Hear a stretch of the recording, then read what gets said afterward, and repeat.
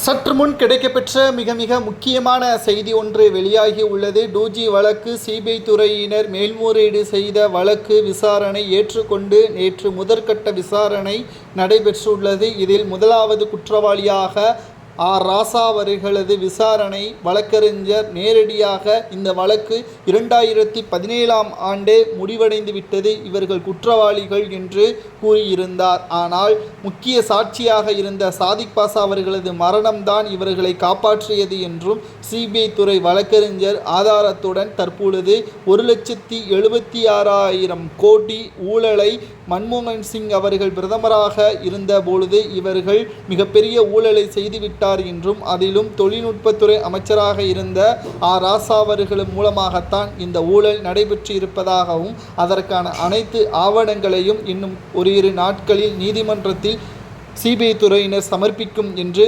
வழக்கறிஞர் சிபிஐ துறைக்கு ஆதரவாக பேசியிருக்கிறார். சிபிஐ துறையின் வழக்கறிஞர் இதை நீதிமன்றத்தில் கூறியவுடன் அவகாசம் கேட்டிருந்த நிலையில் தேதி குறிப்பிடாமல் இந்த வழக்கு ஒத்திவைக்கப்பட்டிருக்கிறது.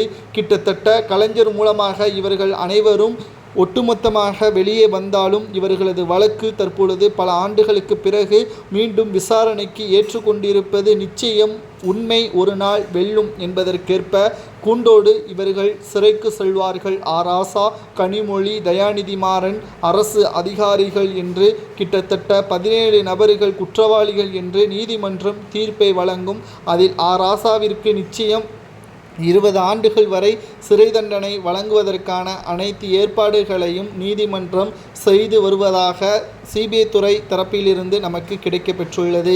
சரி, ஏன் ஆவணத்தை சமர்ப்பிக்கவில்லை? அதாவது இவர்கள் மிக மோசமானவர்கள். ஏற்கனவே ஆதாரங்கள் இருந்த போதிலுமே அதை வைத்து காய் நகர்த்தி குற்றவாளிகள் சாட்சிகளை அளிக்கக்கூடிய முயற்சியில் ஈடுபட்டார்கள். ஆனால் இந்த முறை நிச்சயம் அதை ஏற்படுத்திவிடக்கூடாது என்பதற்காக நேரடியாக அனைத்து ஆதாரத்தையும் சிபிஐ துறை அதிகாரிகள் நேரடியாக நீதிமன்றத்தில் சமர்ப்பித்து தனிப்பட்ட முறையில் ஆவணங்களையும் நீதிபதியிடம் தெரிவிப்பதற்குத்தான் இந்த அவகாசம் என்ற தகவலும் வெளியாகியிருக்கிறது.